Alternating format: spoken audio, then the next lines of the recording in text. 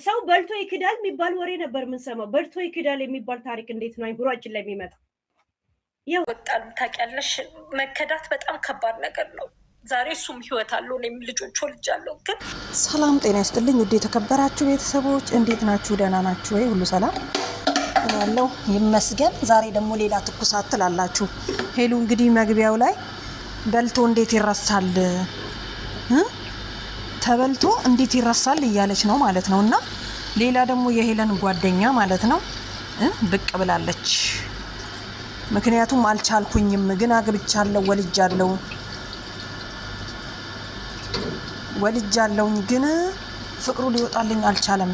ወንዶች ግን ምንድነው ሴቶቹን 2018 የምታስነኩት ማለት ነው?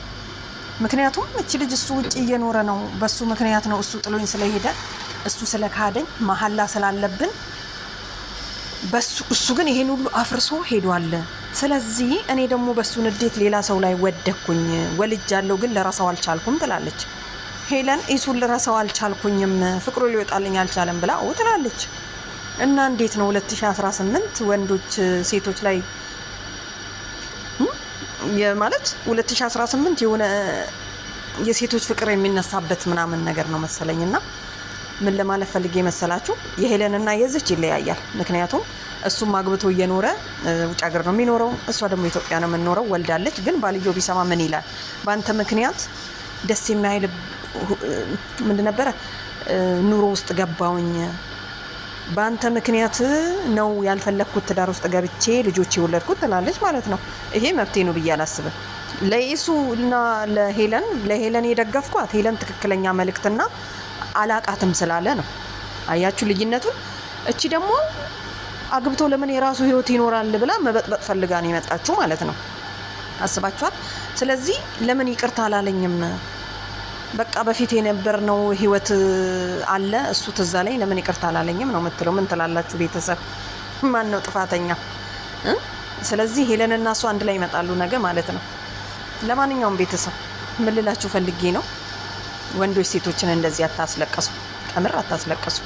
ምክንያቱም እህት አላችሁ፣ እናት አላችሁ ምናምን ነገርና አታስለቅሱን በአጠቃላይ። ምክንያቱም አብዛኞቻችን እኮ እኛ ሴቶች እዚህ ላይ ወተን በጣም እልህ ይዞን የምናለቅሰው ገንዘባችንን በልተው ሲሄዱ ለገንዘባችን እንጂ ለዛ ለወንዱ መስሏችሁ እንዳይሆን ማለት ነው። በዛውም መልእክት ላስተላለፍ ብዬ ነው። ሰምታችኋል? ለገንዘቡ ነው እንጂ ለዛ ለወንዱ በጣም ብዙ የአረብ ሀገር ሴቶች አሁን ለምሳሌ እርር ብለው ምናምን እንዲያርጎኝ ገንዘቤን በል ማለት በቃ እንደሚወዱት ምናምን ገንዘቤን በልተው ምናምን ነገር ነው እንጂ ለዛ ለሰው ፍቅር ኖሯቸው አይደለም። ሴት ልጅ ከቆረጠች አንዴ ቆረጠች ነው፣ ከወደደችም ወደደች ነው ማለት ነው። እኔ ሴትም በጣም ነው የማከብረው፣ ወንድንም እንደዛው። ግን ጥፋተኛ ነው የምለው ማለት ነው። ስለዚህ የሄለንና የዚች ልዩነታቸው ያኛው እንክት አርጎ በልቶ እንክት አርጎ እንትን አርጎ አላቃትም አለ። ይሄ ተቀባይነት የለውም በእኔ በኩል። በቃ አቅሻለሁ፣ ድሮ ያለፈ ይቅርታ ማለት ይችል ነበር ማለት ነው።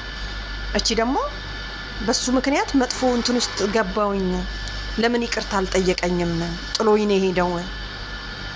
አሁን እሱም አግብቶ ወልዶ እየኖረ ነው። ማን ነው ሰውየው? ነግራቸዋለሁ ነገር፣ ምክንያቱም ፓርተቱ ስለሚቀጥል እና ልጅቷን ያው አታቋትም። እኔ ተሰሚ የለኝም፣ እሱ ታዋቂ ስለሆነ የእሱን ብቻ ነው የሚሰማው እያለች ነው። ስለዚህ ምን ትላላችሁ? እንርዳት እና ቤተሰብ ምን እናድርግ? እንሂድበት ወይስ እናቋርጥ ለማለት ያክል ነው። ለማንኛውም ጥፋተኛ ነች ብዬ አላምንም። ይሄው ነው መልእክቴ። በጣም ነው የምታሳዝነው። የጥርሷ ፍንጭት ያቺ ባንገቷ ትበልጣታለች። በነገራችን ላይ በውበትማ ከዛች ጋር የሚወዳደር ማንም የለም ማለት ነው። በዛውም ለእናንተ አስቤ ነው።